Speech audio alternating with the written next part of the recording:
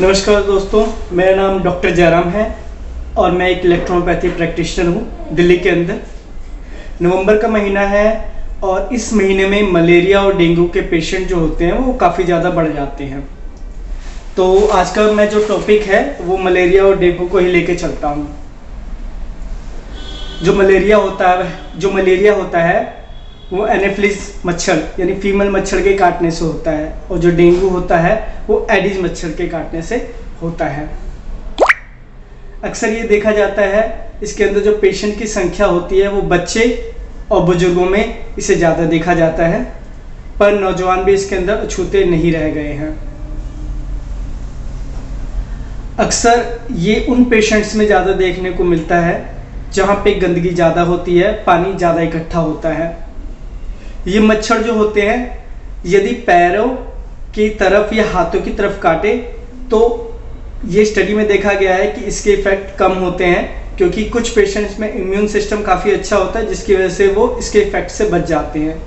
लेकिन अगर वो पेट और नाभि, अगर ये आपका हिस्सा खुला हुआ है और यहाँ पे अगर मच्छर काटते हैं तो इससे मलेरिया और डेंगू रोग होने का खतरा ज़्यादा बढ़ जाता है।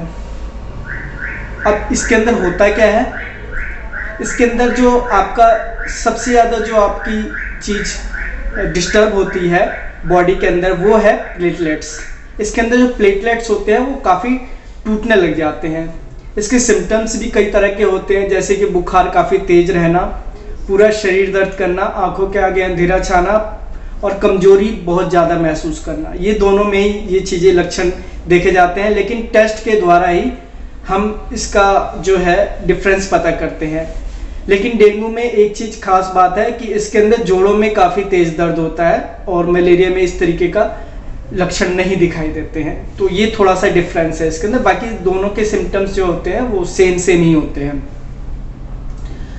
अब हम इसका बचाव कैसे करें? तो बचाव का सबसे अच्छा तरीका है कि हम मॉस्किटो नेट यानी मच्छरदानी लगा के सोएं।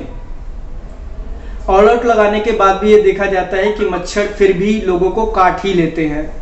तो सबसे अच्छा है हमारा कि हम मच्छरदानी लगा के सुलाएं।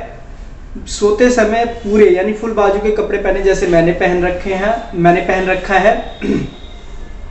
इसके अलावा इलेक्ट्रोपैथी में कौन सी मेडिसिन है जो प्लेटलेट जब टूट रही होती है तो उसे रोकती है और पुनः निर्माण करने में मदद करती है।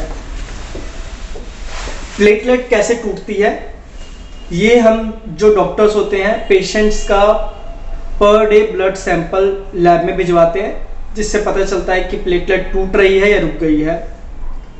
प्लेटलेट जब टूटते हैं तो 2.5 लाख, 2 लाख, 1.5 लाख, 1 लाख, 80,000, 60,000, 40,000, 30,000 इस तरीके से टूटने लग जाते हैं। अब प्लेटलेट टूटने में खतरा क्या होता है ये जानना सबसे ज़्यादा जरूरी होता है। तो इससे खतरा ये होता है कि हमारी जो अगर प्लेटलेट्स टूट जाएंगी तो हमारी बॉडी से जो ब्लड है वो लीक करने लग जाएगा। अक्सर देखा जाता है कि जो सबसे पहले ब्लड लीक करता है वो नाक की तरफ से करता है। इसके अलावा बॉडी के जितने पार्ट्स हैं जो काफ़ी कमज़ोर होते हैं, मुलायम एरिया होते हैं, वहाँ से ब्लड निकलना स्टार्ट हो जाता है। तो हमारे पास इलेक्ट्रोपैथी में एक मेडिसिन है L1, देख लीजिए L1 लिखा हुआ है इस पर, यानी लिम्फेटिको 1।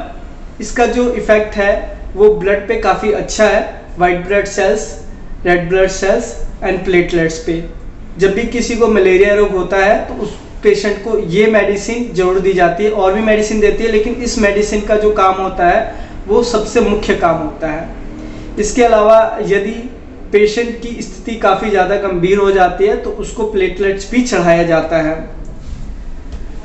तो मेरी सलाह आप लोगों से यही है कि बीमार होने से अच्छा है कि हम बीमार ही ना हो, उसके लिए हम कुछ इंतजाम करें, प्रिकॉशंस लें, ये ज़्यादा ही अच्छा होता है। हर साल मलेरिया और डेंगू की वजह से लाखों लोगों की डेथ होती है। तो आप अपने परिवार को सुरक्षित रखें, मच्छरदानी का प्रयोग करें और मलेरिया और डेंगू से बचें। धन्यवाद।